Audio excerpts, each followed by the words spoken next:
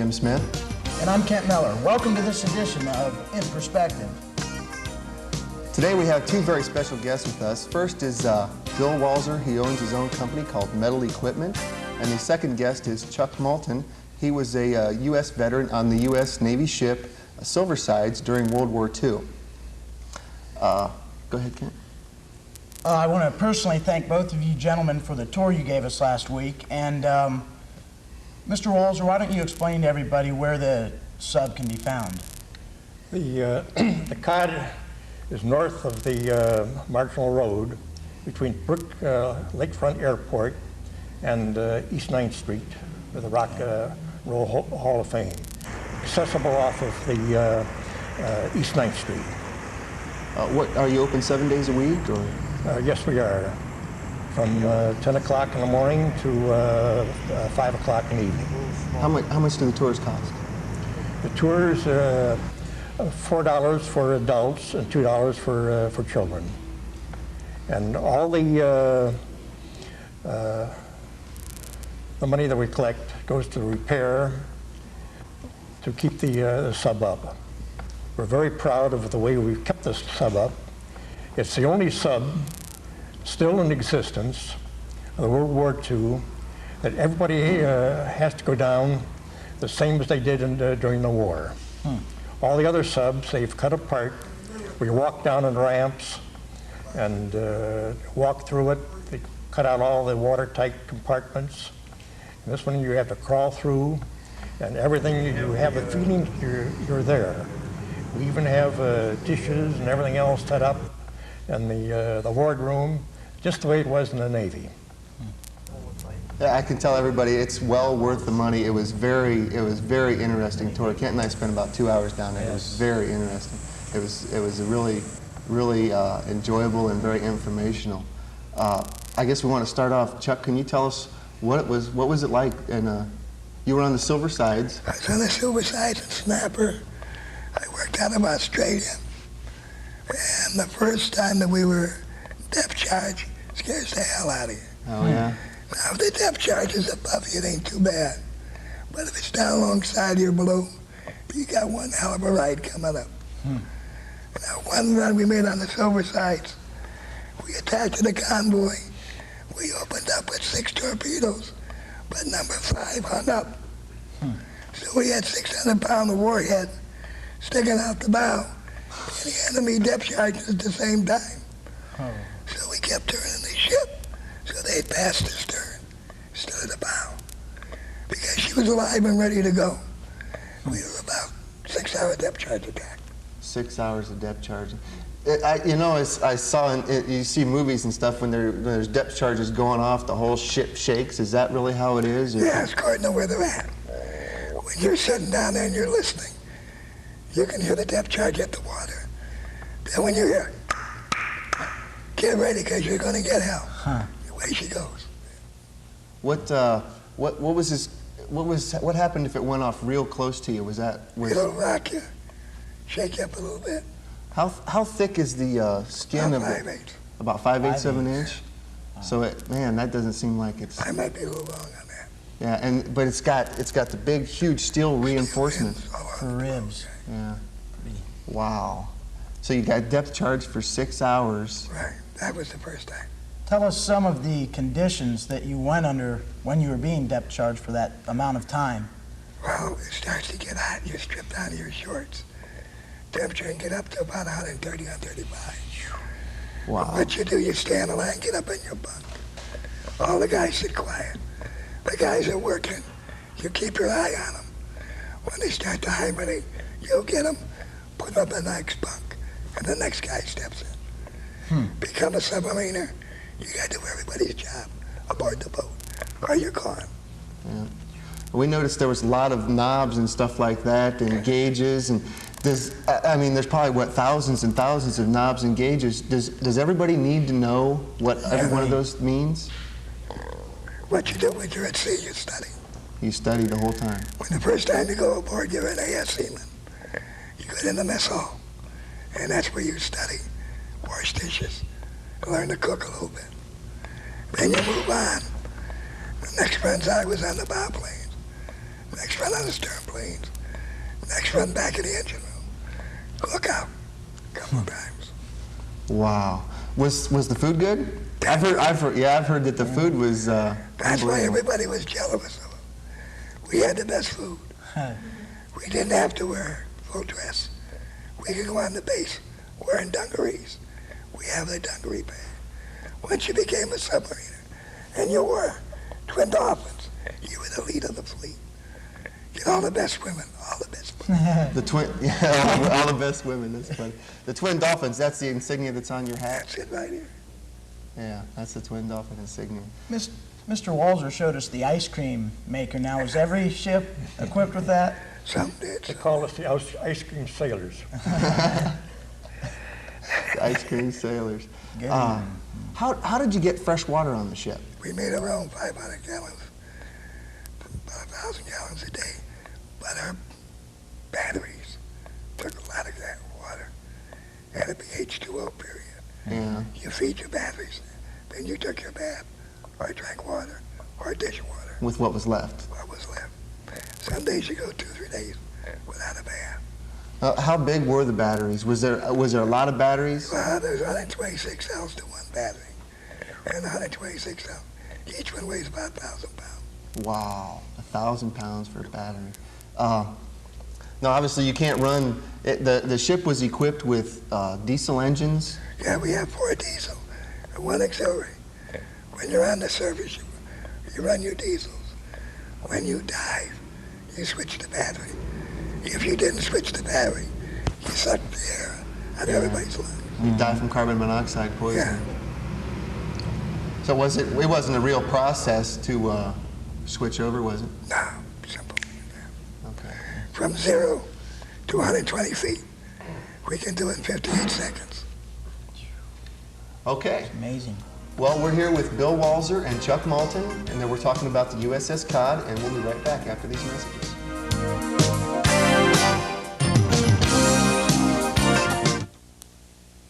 In today's job market, hands-on training counts. At the Ohio Center for Broadcasting, you're taught by radio and TV pros. When I decided to make a career change, I knew that I didn't need an academic setting. I wanted a program that was intensive, that would give me the hands-on training and experience that I needed. So that's why I picked this school. If you're looking for a career in radio or TV, call the Ohio Center for Broadcasting at 216-447-9117, where broadcasting careers begin.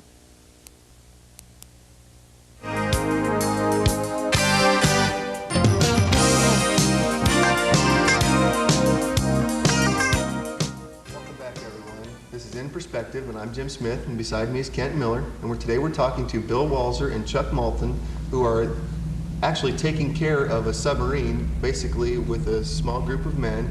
It's the USS Cod, and it's docked up in Cleveland, and it's near the Rock and Roll Hall of Fame. It's a short trip, and you can go see it anytime you want, and it's well worth it. I can guarantee that.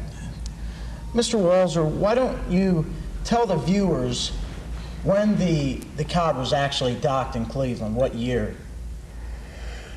I believe that was in, I don't know the exact year, but the GAR was here first. Mm-hmm. Then when they brought the Cod in, the GAR left. And then after the reserves were using the GAR more or less as the Cod for a training vessel, mm-hmm. and for a meeting room. And when they were through with it, they wanted to send it to the scrapyard. And Jim Ignat, one of the fellows in Cleveland, mm-hmm. he got up a group of people to save the Cod. And since then, we've been restoring it back to the original shape. When the reserves had it, a lot of the items they stripped all the bunks out. They couldn't get them up to the hatch. Mm-hmm. They had to hacksaw them in two and literally destroyed everything to try to replace it. We had quite a time because we had to design it in such a way that we'd get it down through the hatch and reassemble it below, because we can't do any welding below. Our liability won't allow that. Yeah. Could you kind of summarize how the restoration has taken place and what steps you've taken to get the parts for the submarine and what various places you've had to go to get parts for the sub? Most of them are original, or? Well, I think you enjoyed noticing that because when I rebuilt the 5-inch gun. They sent that in from just outside of Seattle, Washington, to my company, a Metal Equipment Company. I worked on that for about 6 months, restoring it. It was pretty bad shape. Didn't have the seats on it, didn't have the handles, they couldn't turn it. The mice and the birds had gotten into it. The kids tried to turn it and everything got jammed up in it. I had to strip everything out and replace the seats.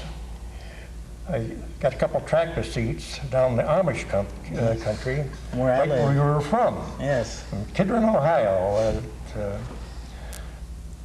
Lehman Hardware. Yeah. Lehman's Hardware. When Mr. Miller saw that, he noticed right away. Right in his hometown, he almost flipped. They also sent up 2 torpedoes from the Charleston, South Carolina Navy Yard, and one 40mm single anti-aircraft gun. And I restored that, and I also the one down on the after deck, the cigarette deck, that wasn't quite as bad shape as the one forward. I was able to rebuild the parts on that. The parts impossible to buy them now, but just enough left that I was able to fabricate the parts out of tubing and welding it together to make it look like the original casting. I think I had some 4 or 5 months on working both the guns. But I enjoyed restoring and preserving for future generations to see. You guys put a lot of work into that, didn't you? I read somewhere thousands of hours. Thousands of hours on the torpedo. The torpedo, we cut that apart. And took it all apart, pulled all the parts out of it, all the copper tubing, the tanks, and it has a double shaft in it, has a differential in it, just like in the car, 2 propellers. One turns one way, one turns the other way, so it won't revolve in the water. And everything was taken apart and all cleaned up and reassembled and painted, stripped and sandblasted and scraped to cut through the skin of the torpedo. Some places where the tank was a 1/2 inch thick. In other parts in the afterbody, it was only about 1/8 thick. But we had to be careful not to destroy the ribs, so people can see all the inner workings of it. And this will be installed down on the Cod in the next week or 2. Interesting. How big is a torpedo? The torpedoes are approximately 21 feet long. Wow. How much they weigh? And close to 2,000 pounds, depending upon the explosive they have in it. Sometimes they have all the fuel and everything in it. It's a little bit more than 2,000. Now, you had your fuel run torpedoes and your electric torpedoes. The electric ones were not as important, do I understand, or were they? The electric torpedo didn't show as much weight. Oh, okay. The steam torpedo showed a lot of weight, but was fast. The best torpedo was the steam torpedo when they got it corrected. Beginning the war, it wasn't working right. The Mark 14 steam torpedo was a principal weapon that the submarines had. It came in actually 4 sections. They had the warhead, which carried about 250 pounds of explosive. It also had weights in it, so the nose would stay down. And then the next section was the largest section, was the air tank. That was up to about 3,000 pounds air pressure, PSI. That would get it going and drive the turbines. And then in a very short distance, the 200 proof alcohol, which we referred to as a torpedo juice, that would mixed in with water. That would be ignited, and in a short time you'd have steam, and the steam would drive the turbines the rest of the way. Now at lower speeds... Mr. Walzer, I'm sorry to interrupt you, but we've got a break for a commercial, and we'll be back right after this on In Perspective. In today's job market, hands-on training counts. At the Ohio Center for Broadcasting, you're taught by radio and TV pros. When I decided to make a career change, I knew that I didn't need an academic setting. I wanted a program that was intensive, that would give me the hands-on training and experience that I needed. So that's why I picked this school. If you're looking for a career in radio or TV, call the Ohio Center for Broadcasting at 216-447-9117, where broadcasting careers begin.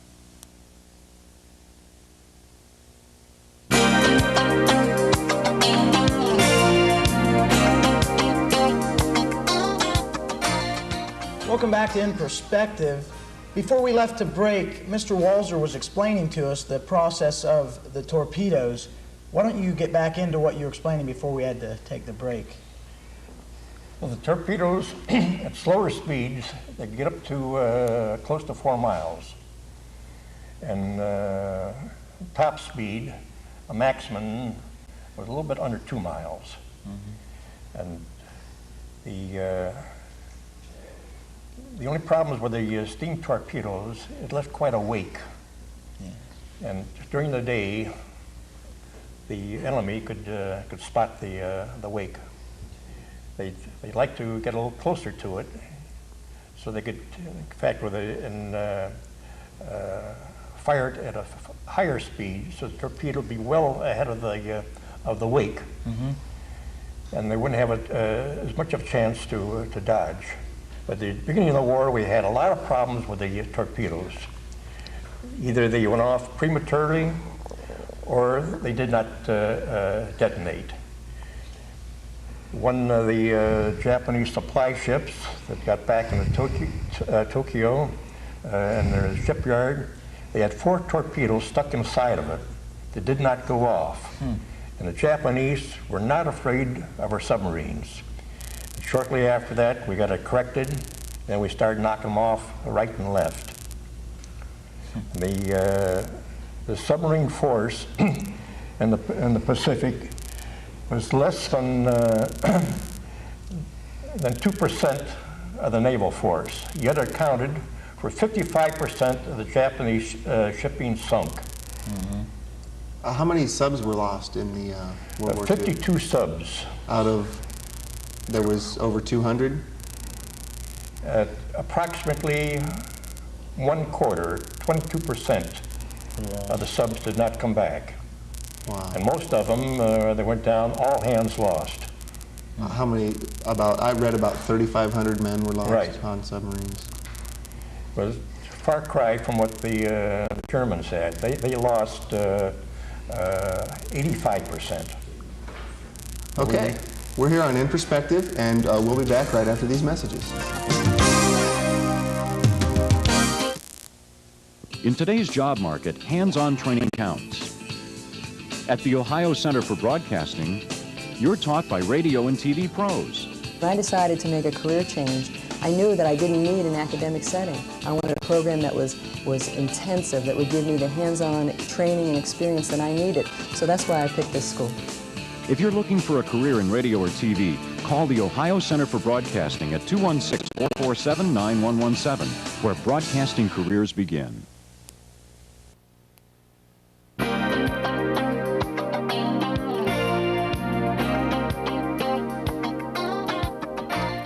Here again, we're here on in Perspective, and we're here with Bill Walzer and Chuck Moulton, who are keepers of the USS Cod, docked in Cleveland Harbor. And you can go see the Cod any day of the week for a minimal fee, and the money that you do pay goes to the restoration of the Cod. Can you tell us more about shooting the torpedoes? Like, how many torpedoes were on the ship? Well, there was 24 all told, and they used to fire mostly from the bow. Which is the forward part of the ship. Forward part of the ship. Takes 250 pounds of air to shoot it out. There's a trigger up above that ignites the alcohol and starts to run away. And then for repairing one time, we got a split, and the water line was bringing water from sea into the engine. What we had to do is wrap it. We couldn't correct it, but we could maintain it. And the only time we used the engine was an emergency, or we're going into attack. Then we'd start it up number 4. How fast could you go? How fast could the ship go with the engines running? 21 knots on the surface, 10 knots underwater, but you can only go a couple hours. So we usually hovered an ounce and a half. I lost my thought. A knot and a half. Okay. Just enough to keep it in the buoyancy. See, the trouble with water, when you dive a ship, you got hot water. So when they send down to listen to you, they might hit one of these, and the sound can go off. Okay. And I think you might go down. You ain't gonna believe this. You'll hit a patch of fresh water, and you have trouble getting ship back on even keel. So it's like a turbulent in the air. Right. Now, you were showing us how to switch back from the different power sources, either electric or diesel. How long did the batteries last when you were underwater? Oh, the longest I think I was about 28 hours up. 28 hours. I just can't remember what time. But we were being depth charged. That's why we were down. That's when it got to be 120 down there. And you said you told us on the tour that the Japanese ships, they knew how long you guys could stay under there, so they'd sit up on top and wait for you. Yeah. What happened? We took our water ballast tank and made them fuel our ballast tanks. As we used the fuel out, we put salt water in. Salt water and fuel don't mix. So we built ourselves 4 refineries. We purified our own oil. So instead of staying at only 60, we could stay 70, 75, and 80 days out. Then we could come back. So when they thought we were gone, we were still there. Okay. Well, this has been In Perspective, and we've been talking today to Bill Walzer and Chuck Moulton. They take care of the USS Cod. It's at the Cleveland Harbor. It's near the Rock and Roll Hall of Fame. It's a short drive from anywhere in Cleveland, and you can see it for $4 for adults and $2 for kids. And I'm Jim Smith. And I'm Kent Miller. And this has been In Perspective.